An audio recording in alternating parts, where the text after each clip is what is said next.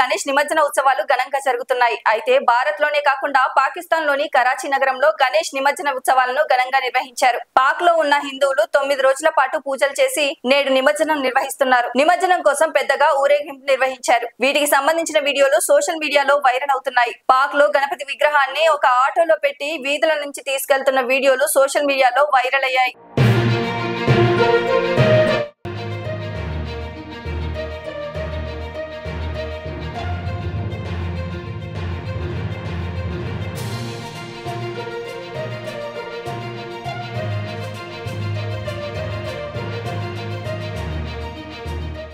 Like చేయండి, share చేయండి, subscribe చేయండి. మరిన్ని వీడియోల కోసం బెల్ సింబల్ పై క్లిక్ చేయండి.